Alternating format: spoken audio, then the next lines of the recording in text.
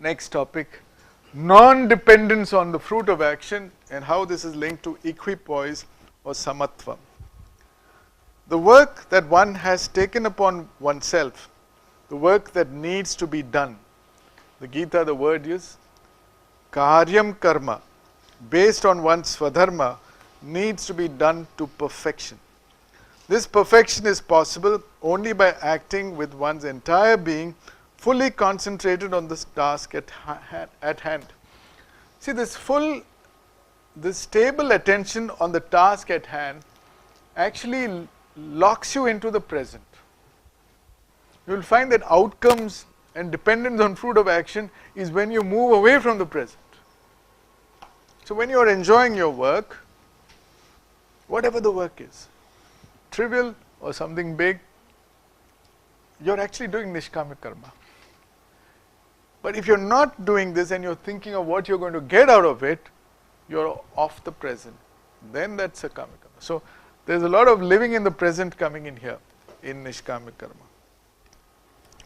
For this, one must not only have the relevant knowledge and skill, but also a positive striving for excellence regardless of the outcome.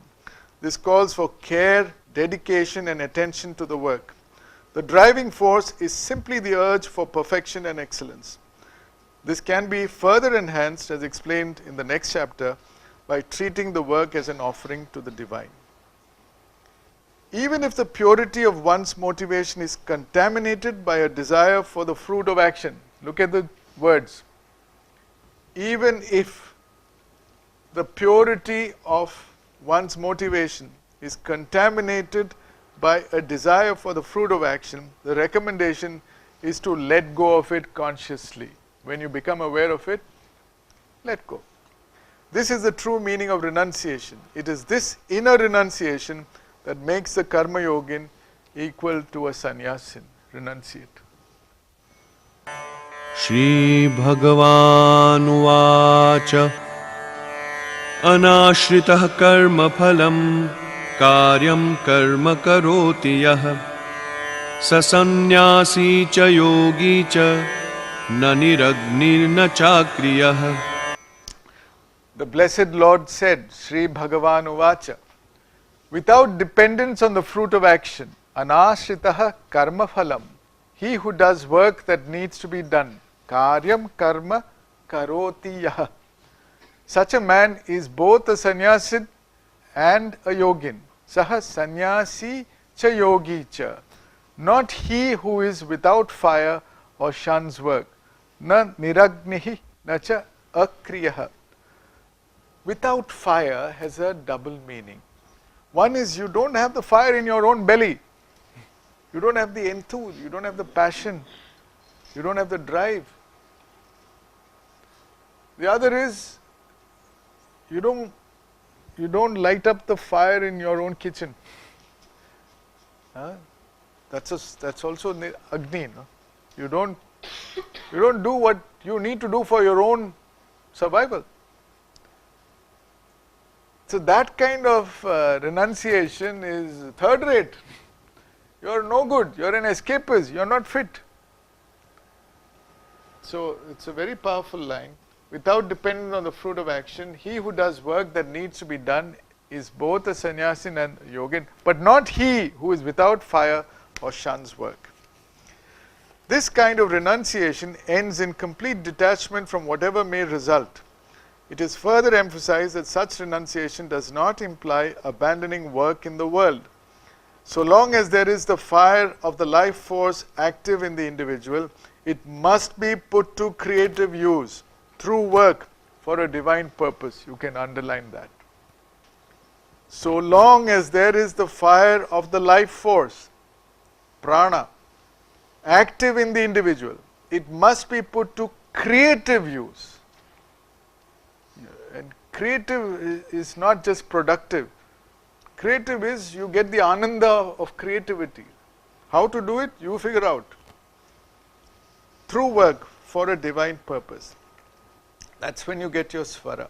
Freedom from attachment to the fruit of action is associated with an equipoise, samatvam, that keeps one always inwardly calm before, during and after the action. You can underline that. Samatvam keeps you calm before the action, during the action, after the action, regardless of the outcome. Next verse. So here the words are anashrita karma phalam, karyam karma, sa sannyasi cha yogi cha. Yogastha kuru karmani sangam tyaktva dhananjaya siddhya siddhyo samo bhutva samatvam yoga uchyate. Do perform actions steadfast in yoga. Yogastha kuru karmani. Giving up attachment to the fruits, Arjuna. Sangha tyaktva dhananjaya. Being equipoised to success and failure. Siddhi asiddhyo samah bhutva. For such equipoise is implied by yoga. Samatvam yoga uchyate. It's a fantastic new definition of yoga. Yoga is samatvam, equipoise. Yogastha, to be steadfast in yoga. Sangam tyaktva, to give up clinging to the fruits of action, can happen when you are rooted in equanimity. Samatvam yoga uchyate. And we talked of samatvam at many levels, but essentially 3 levels. Equipoise in the mind. Calm, so that you can think clearly, you can see clearly, you can access a higher insight or intuition. You're not muddled up, you're not emotionally mixed up. Calm inwardly in your vital being. Your desires don't screw you up. You don't get into biased thinking. The horses don't pull the buddhi.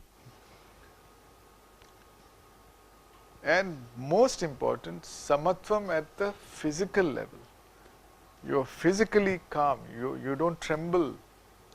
Then you're at your fittest to hit the bullseye, then and then alone. Yes or no? Anybody is. So that is the integral Karma Yogin's job. The result may be so-called success or failure, siddhya asiddhyo, as defined by others. So success and failure is usually defined by janta. But your success or failure is, did you do your best? Period. So who defines success or failure? The outcome may be failure, but you succeeded. It does not matter. One has done one's best, and despite this, the result may have been governed by factors beyond one's control. One learns to accept these gracefully, not losing the calmness of one's inner poise. The divine teacher recognizes that traces of attachment may cling to the fruit as the action is performed. This should not pose a problem if one remembers to let go of the attachment consciously. Sangam tyaktva. Such letting go can be nurtured as a practice whereby inner calmness is immediately experienced. This is why we insist that you learn to practice meditation. So you know what it means to be calm. But the old conditioning won't go away. We have been driven by sakama karma. We know that the fruit of action drives us. Do it, doesn't matter. But remember, it's okay, it's not in my hands, let go. If you practice this letting go again and again and again, samatvam yoga uchyate, then it doesn't matter. You're enjoying it anyway. Such equipoise is implied by samatvam yoga uchyate. Sri Aurobindo gives a clear explanation to this primary step in Karma Yoga. An entirely desireless and disinterested working of the personal will and the whole instrumental nature is the first rule of Karma Yoga. Remember, instrumental nature is physical, vital, mental. This is only instrument. This is not the decision maker. It's only an instrument. Demand no fruit, accept whatever result is given to you, accept it with equality and a calm gladness, successful or foiled, prosperous or afflicted, continue unafraid, untroubled and unwavering on the steep path of the divine action. Arurukshor muneryogam karma karanam uchyate योगारूढस्य तस्यैव शमः कारणमुच्यते. For one seeking to rise to heights of yoga, Aruruksho Mune Yogam. Work is a means of attaining self-mastery. Karma Karana Uchyate. That's why work is so important. Work is the means to rise up to the top. Work becomes the means. How you do your work is the key to everything. But once you've risen to the top, for the sage who has thus risen in yoga, then there's, clearly there's no need to work, but then you still continue working because you are now just an instrument for a divine power to function through you, but then you are truly equipoised. So equipoise, yoga to oneness is the way. Yoga arudhasya tasya eva shamah karanam uchyate. Karma Karanam is in the early phase, and then Shama Karanam is in the later phase. So the highest level you achieve is total equipoise, and then Nishkaama karma is effortless. You don't talk about it. It just happens. For one who has ascended the hill of yoga, work is no longer the cause for continuing the journey. The calm and equipoise gained through this process then become the cause of staying yukta, ever anchored in the self, effortlessly engaging in perfect action if, as and when required. That's a huge point. Normally the unthinking mind does hajar things, most of them makes a mess of. You do a few things, the things that you are really meant to do them perfectly. That clarity on what to do and what not to do easily comes to you at the higher stages. Lest one assumes that equipoise implies indifference to the quality of work done, the divine teacher emphasizes in the next verse that Karma-Yoga also implies skill, meaning expertise and efficacy in action. Skill in action, kaushalam. बुद्धियुक्तो जहातीह उभे सुकृत दुष्कृते तस्माद्योगाय युज्यस्व योगः कर्मसु कौशलम्. One drops off notions of good and evil acts. Jahati ubhe sukrita dushkrite. When the intellect is yoked here to oneness. Buddhi yukta iha. Thus yoking yourself to this yoga practice. Tasmat yogaya yujyasva. Act with skill. For yoga is skill in action. Yoga karmasu kaushalam. So, very interesting. Samatvam yoga uchyate, yoga karmasu kaushalam. So they go together. Not only should you do it in a spirit of inner calmness, but you should do it with absolute skill to perfection. So it's not a lackadaisical performance. You do it to the best of your ability. Buddhi yukta. Remember the chariot analogy. There the buddhi is yoked to the soul. Yoga karmasu kaushalam. I think this is one of the, just like Siddhir Bhavate Karmaja is our motto, I think this is one of the other IITs. If I remember right, IIT Kanpur. It's a fantastic motto to have. Yoga karmasu kaushalam. The term buddhi yukta implies uniting reason and will with the one divine self. The sense of oneness brings release from the world of dualities, dvandva. In a pointed reference to Arjuna's dilemma at the battlefield, the divine teacher points out that the enlightened being drops off notions of good and evil acts, sukrita dushkrite. It does not matter if the work involved appears so terrible as the battle at Kurukshetra. So long as one is buddhi yukta, the work needing to be done is divine and needs to be executed perfectly. It is only when one has actualized one's talents and potentials of gifts inborn, swabhavajam, that anyone can deliver such perfection. Till then, of course, one does the best one can. The Gita emphasizes perfection and skill at work, yoga, karmasu, kaushalam, as instruments expressing spirituality at work. So there is no room for a lackadaisical or fatalistic attitude. Yes, the final outcome is not in one's hands, yet at the same time one's contribution to the outcome is necessary and significant.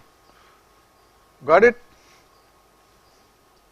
All work conforming to Swadharma needs careful planning and meticulous execution. So don't think Nishkaama karma means you don't plan. Of course you've got to plan. You have to achieve the objective. So you need total planning and skilled, meticulous execution. Many projects call for team effort.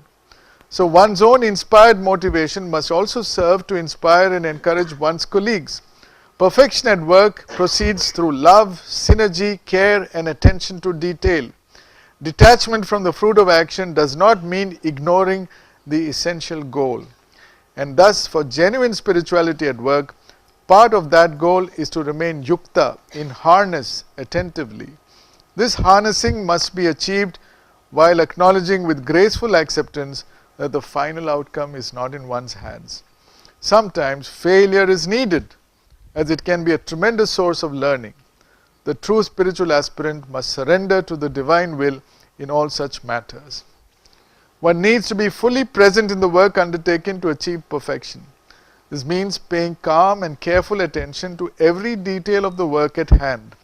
The mind needs training not to fly off either into the future or some other distraction to which it is often prone, unless well trained. That entire training is the 10-stage meditation we are trying to practice. The work itself offers the perfect opportunity for such training. One will do well to devote one's fullest attention to some selected tasks for a start. Later, one may extend this habit effortlessly to all tasks. One then discovers quiet joy in simply attending to one's work, unworried about anything, including the fruit of action. Practice makes perfect. Arjuna, here self-actualized as a skilled warrior, has no difficulty in understanding the need for skilled perfection in action. He is really self-actualized, at least for what he is trained. His difficulty pertains to the condition he finds himself in at Kurukshetra, where he is unnerved by an ethical dilemma. In other words, while he is comfortable with the idea of yoga, karmasu, kaushalam, he is not at ease with the other idea of samatvam yoga uchyate, because he is not able to keep that poise when you have an ethical dilemma. Arjuna uvacha yoyam yogastvaya proktaha samyena madhusudana etasyaham na pashyami chanchalatva sthitim sthiram. Arjuna said, Arjuna uvacha, you've described this yoga to me. Yaha ayam yoga tvaya proktaha, Krishna, with equipoise as its basis, samyena madhusudana. But I do not see this as a steady state. Etasya aham na pashyami, as the mind is wavering and restless. Chanchalatvat sthitim sthiram. So he is also a difficult student. He doesn't accept. He said, okay, it sounds good, but what's the reality? Reality is my mind is restless. He's speaking for all of us. Chanchalam and sthithim sthiram. So it's a kind of wavering and restless all the time. So he points to his real difficulty, which we all share, the wavering and restless, chanchala nature of the mind. It is this that needs to be mastered so as to gain equipoise as a steady state, sthithim sthiram. He knows, however, that this equipoise needs first to be established through meditative practice. Then only will it come in handy at work in the battlefield. Again, another incentive to practice. So he raises this point and Krishna's reply is very nice. Shri Bhagawanuvacha Asanshayam Mahabaho Mano Durnigraham Chalam Abhyasena tu Kaunteya Vairagyena cha Grihyate. The blessed Lord said, Sri Bhagavan Uvacha, restraining the restless mind is very difficult. Mana durnigraham chalam. Arjuna, there is no doubt indeed about this. Asamshayam mahabaho. But it surely can be controlled, O Arjuna. Grihyate tu kaunteya, by regular practice and non-attachment. Abhyasena vairagyena cha. Abhyasena vairagyena. Now, in our tenfold meditation practice, you see how, if you've really been able to do it, how in the beginning it was impossible because of the chanchala nature of the mind. Then you could trace down why we can't concentrate is because the mind wanders. But if you do it slow motion, you'll find that it all begins with what? With you getting distracted. Your mind is scanning for some distraction, something that is more stimulating than your current task, and then you get captured. Sometimes your mind alternates, but soon you forget to put your mind where it should be put in the task at hand, and then your mind starts wandering. And then it takes off from one topic to another topic to somebody else. That's a process. If you reach stage 3, if you've gone beyond stage 3, yes sir, he says, I don't know. See, you can't fool anybody. The real test is not the test you're going to write next week. The real test is life. And life is so beautiful, it gives you the results instantly. Here you have to wait for someone to correct it and then announce your grade. There life declares instantly. It's whether you're yukta or not, simple. Whether you have samatvam or not. Whether your work has kaushalam or not, simple. So, it's great if first you eliminate mind wandering. Great if you can eliminate forgetting. Great if you can eliminate gross distraction. Great if you can eliminate gross dullness. Great if you can eliminate gross subtle distractions. Great if you can eliminate subtle dullness, which is why you can see it even sitting in the class. Subtle dullness is the most difficult. You don't know, somehow you just go dull, and that's how we live most of our lives. But to conquer all that, he says, is definitely possible. How? Malcolm Gladwell said, all you need is 10,000 hours of practice. For sure, even a dumb guy will do it. You guys are not dumb, you're IIT students. So my understanding is, that's not the issue. The Gita was written for me. So that 5,000 years later, I really understand Arjuna's position. So Arjuna is only asking the question on my behalf. Right? Actually, he's asking the question on all behalf, our behalf, humanity's behalf. So I'm not going to dare to answer that question because I don't know, I'm not Arjuna sitting there. I'm this Arjuna, not that Arjuna. So you better ask that Arjuna. Maybe you'll get an answer, but I don't know. Okay. Review question. Your right is to action, not to the fruit of action. What is implied here? How is this linked to Maslow's hierarchy of needs? Distinguish between Shreyas and Preyas. How is this linked to the concepts of need and greed? What is the implication of yoga kshemam vahamyaham? What is meant by samatvam yoga uchyate? How is it possible? What is meant by yoga karmasu kaushalam? How is this linked to self-actualization? In traditional spirituality, the emphasis has always been on self-realization and not on self-actualization. Do you agree? Discuss. The Gita's injunction of yoga karmasu kaushalam focuses on skill in action, while its other injunction of samatvam yoga uchyate focuses on equipoise, which we usually associate with detachment and inaction. How would you reconcile this apparent contradiction? Arjuna says that the mind is wavering and restless. how according to the Gita can be brought under control. Discuss.